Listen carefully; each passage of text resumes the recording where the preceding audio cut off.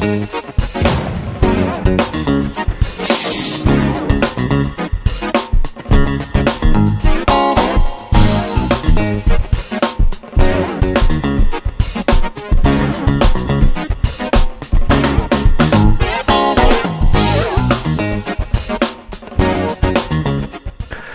everyone, welcome back to Nat's Knackers Yard. This won't be my Knackers Yard. I am heading down to the family in deepest, darkest Kent. This is the... I'm all loaded up. And this is the longest trip that I've done on this bike. So what? This is a commuter bike. Today my commute is 100 and something miles, but you know, 100 and a little bit. So we'll see how it goes. This is going to turn into a little bit of a additional review of an ER5.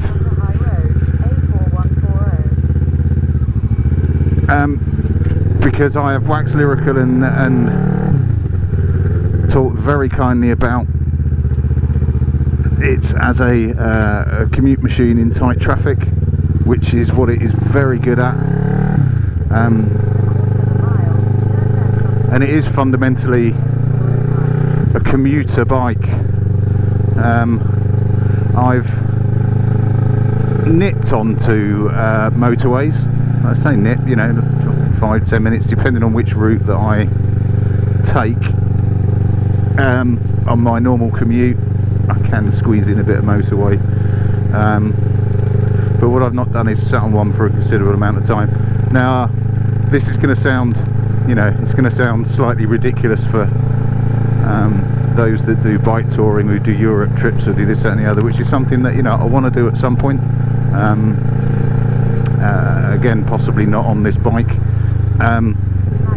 Always nice to ride past your commuting bus stop when you're not commuting. Yeah, it's going to sound like a ridiculously short trip to many, but for me it's considerably further than I would normally do in certainly on this. I have done the trip down to my folks on other bikes, so I have done it on my big old diversion on Dave, for those that can fondly remember him, and it was great for that. I've also done it on my still indicating I have also done it on my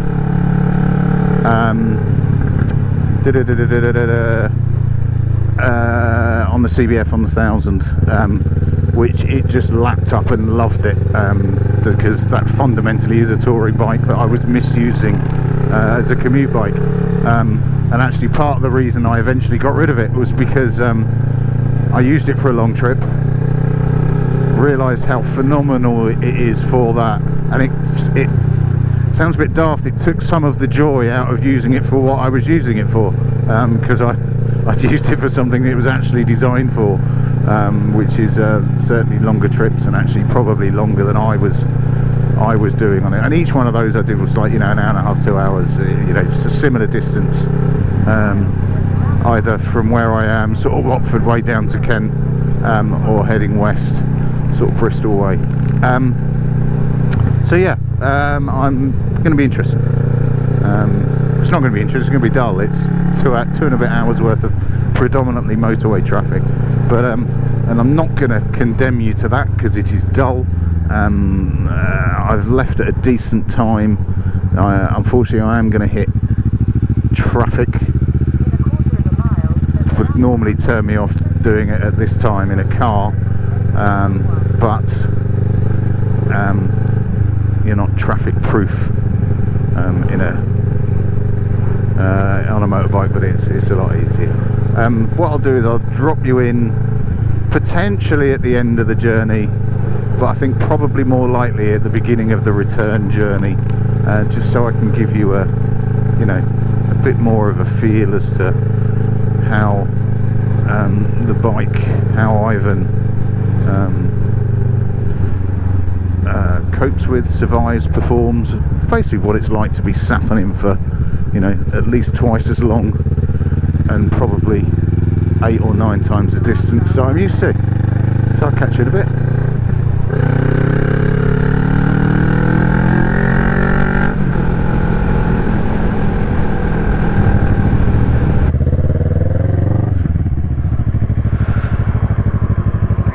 Right, and one long journey done, one long journey starting.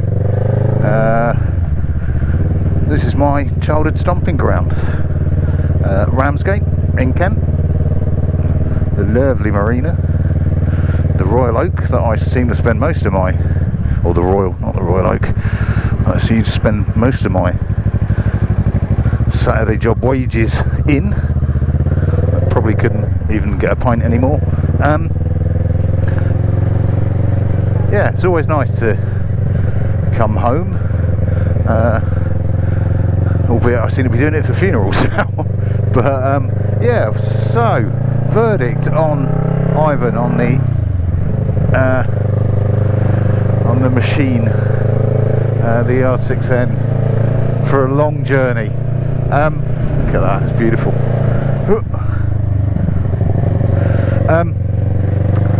It's all right.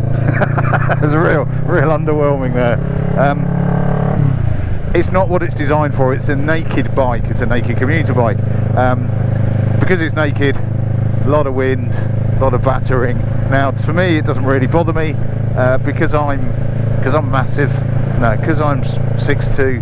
I've really yet to find a bike, a fair bike, that I can really hide behind in wind, and will keep, you know, will not buffet me. Things with windscreens just tend to put it into my face. I could get a massive scoop screen on some bikes, but it just looks bloody stupid. So it doesn't actually make that much difference to me.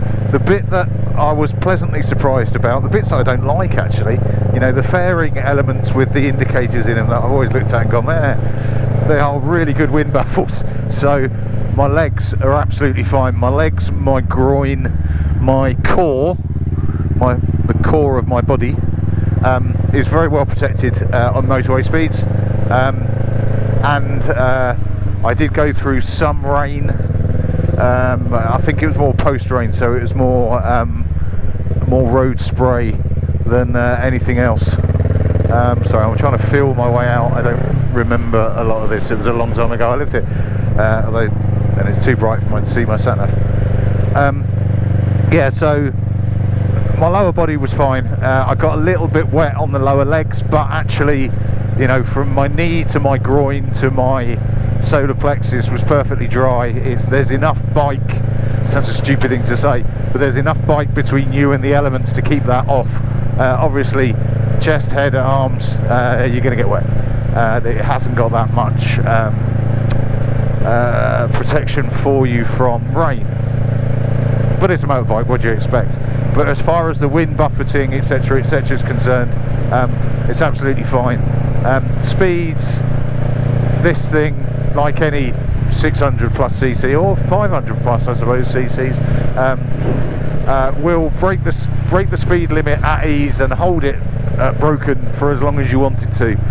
Not that I did, or not that I generally do, but you know, so what? Well, it'll happily cruise at 6,000 revs at 75 mile an hour for as long as you want it to, and it doesn't feel like it's crippling it. Now, this isn't a true review of a bog standard ER6N, because this bike has got I believe one cog down on its front cog, so it is geared lower, because by the previous owner, because he was using it for the same purpose that I generally do, i.e. bouncing around town, or bouncing around London, I suppose.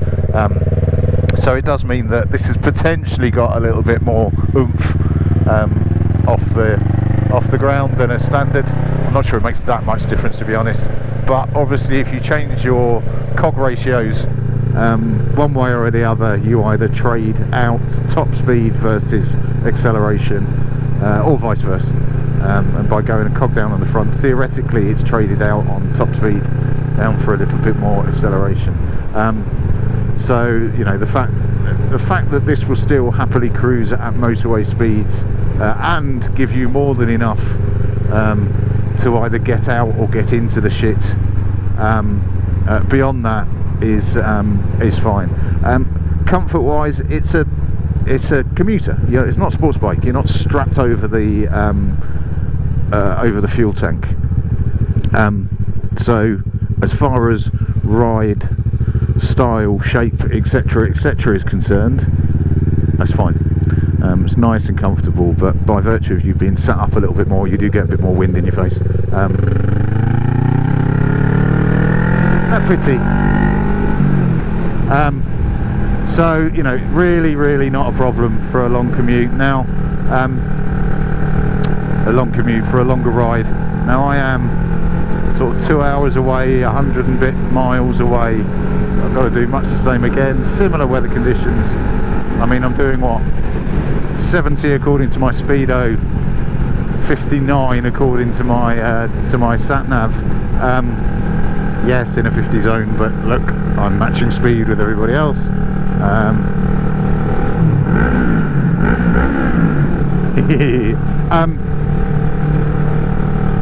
Yeah, it's fine for what it does.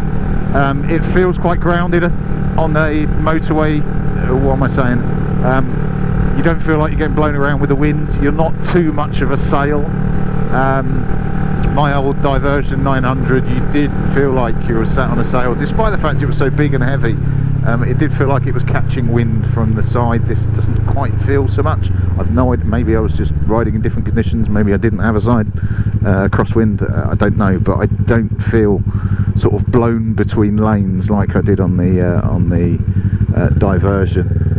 That may well be because my long journey on that was awful conditions and it was a lot of side winds, and it was the M4, which does suffer from side winds because it just cuts through farming, a lot of farming land.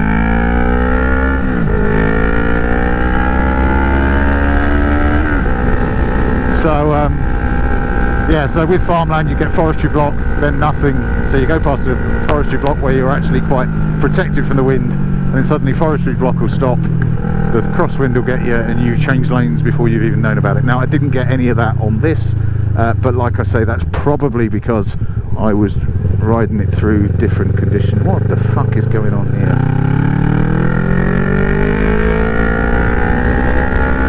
Old dearie driving very slowly. Yeah, so ER6 as a long range bike, it copes. The biggest thing I've struggled with is lack of storage. I've got a big bag on my back. I was at a funeral, so I needed a suit, so I couldn't just take a little bag and cram it in. I did have to take a bigger bag and square it away that way. I've got my tiny commuting top box on. I don't have a big 45 litre helmet box or anything like that. So, you know, the restrictions on this bike for a long range journey are basically ones that I've made on it by tailoring it more as a commute bike. So I don't have side panniers for it, I don't have a massive top box. If I stuck them on the bike, would I do it again, or would I do longer journeys? I probably would. But that said, if I'm going through that expense, etc., I'm therefore probably trading off some of the major bonuses about this, like the fact that it's small, light, skinny, slim, which means that I can whip in and out of traffic through towns, which is really what it's for, you know. So what, if you're going to do a big European road tour, don't do it on this. If you're going to commute and do the occasional longer commute or a longer ride, then yeah, it's bang on, and it will look after you quite nicely. That'll do me. ER6 longer or long-ish range review done. Cheers all. Ta-da.